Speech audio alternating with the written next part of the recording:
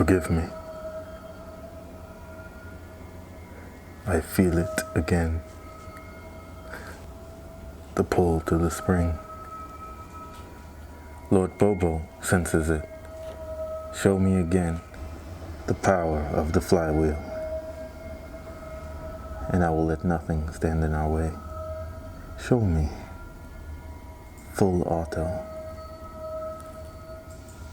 and I will finish what you started.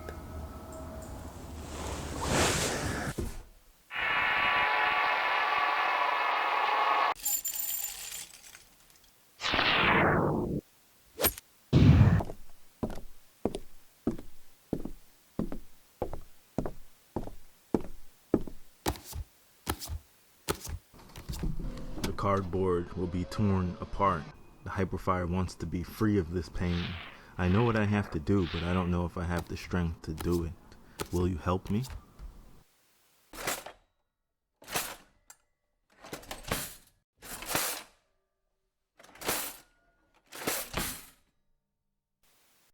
Included in the box is the Hyperfire blaster itself, a 25 dart drum magazine, 25 elite darts, as well as the instruction manual.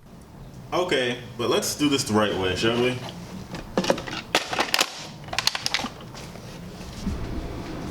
What's going on, guys? This is Bleak from Nerf Gun Attachments.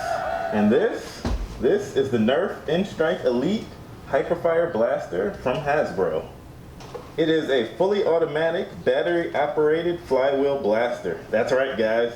For once, it is not a Strife reshell. Full auto, baby. The Hyperfire requires 4 D-size batteries to operate, and as usual, they are not included with the blaster. First, we'll go over the external features and functions of the blaster, and then talk about how it works and how to actually fire the blaster. Starting from the front of the Hyperfire, we see the bright orange muzzle. Unfortunately, there's no barrel attachment nozzle, so no Spectre barrel / silencer here. Under that is a sling point, and at the bottom is a large handrest / foregrip area. Going up to the top, we find the sole tactical rail of the Hyperfire, and it's not even a full-size one. Anyway, behind that is the jam access door. And if you pull the lock switch back and open the jam door, you'll see the brand new conveyor belt feeding mech of the Hyperfire. The Hyperfire uses a conveyor to constantly and consistently feed darts into the flywheels. At first, it seems better and more efficient than the old pusher mech, but we'll get more into that in my final thoughts at the end of this review.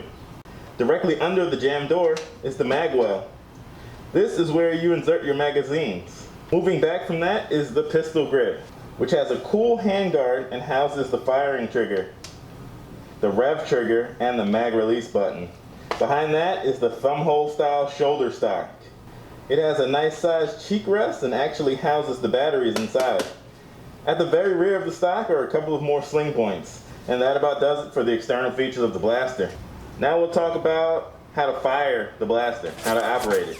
If you're familiar with other flywheel blasters like the Rapid Strike for instance, then you already know how to work this blaster. For anyone who's new to the hobby, it goes something like this. First, make sure you load up the magazine with the required amount of darts. Slide the magazine into the magwell, push it all the way up until you hear that click. Next, hold down the acceleration or rev trigger, and you should hear the sound of the flywheel spinning up. If you don't hear anything, close the jam door.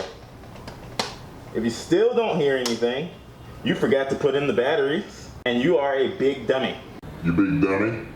So hold down the rev trigger, and then after a second or two, you can hold down the main firing trigger, and darts will spray out of this like water from a garden hose. Since the Hyperfire is full auto, you might want to practice burst fire.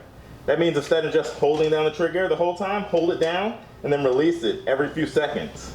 Ammo conservation and accuracy will actually improve. Time for a firing test. First, let's load up a few magazines and then put the batteries inside the blaster.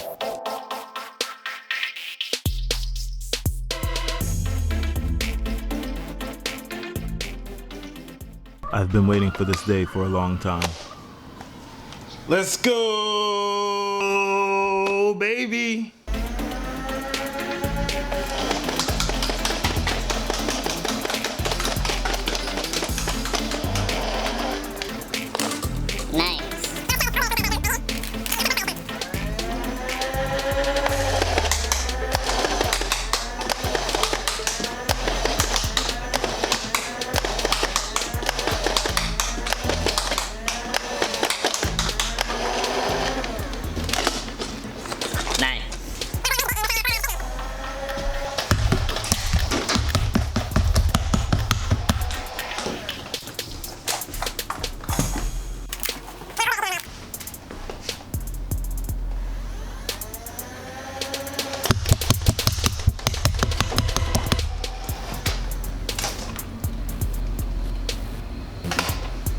And we got our first jam.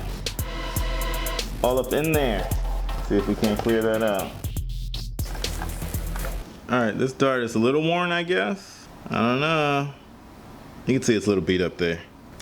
Alright, let's continue. We only have 2 shots left.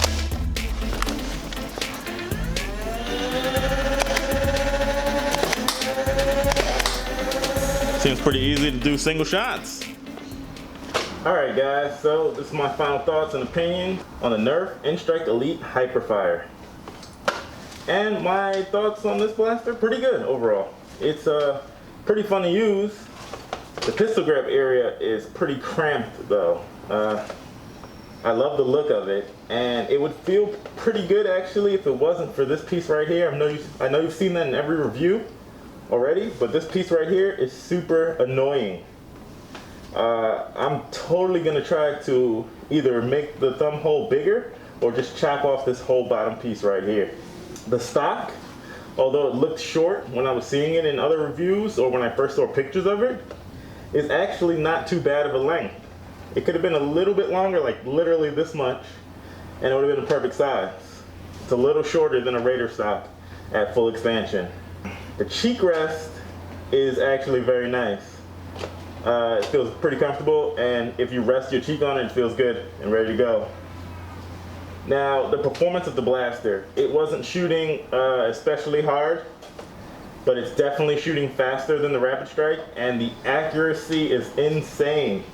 They say it has canted flywheels inside. That means they're at offset angles to put a spin on the dart, and it seems to be working extremely well.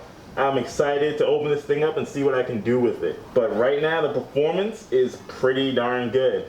The aesthetics, it looks phenomenal. It looks great. I love the way the Hyperfire looks. It looks so freaking cool. The 25 dart drum, the new one, I think the spring is a little more tense, so it helps feed better. I didn't get any problems with that. Even though I don't really like drums, and I'll probably be running this with straight mags. 18 round, baby. With the batteries in, the weight offset is good. The weight distribution is pretty good here with the batteries in the stock. And it's comfortable to use, except for that one piece. Holding the foregrip can be done like this or like this. I find I like both ways. And when you rev this up, it sounds actually pretty underwhelming, but when you see the performance is up to par, then you know it's just a quieter, smoother operation. Even when the conveyor belt is moving along at full speeds, it's still way quieter than a Rapid Strike.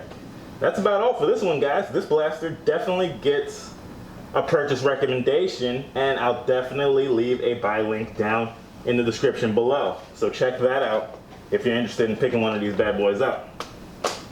Alright, that's all for this one, guys. As always, thank you for watching, and I hope to see you in the next video.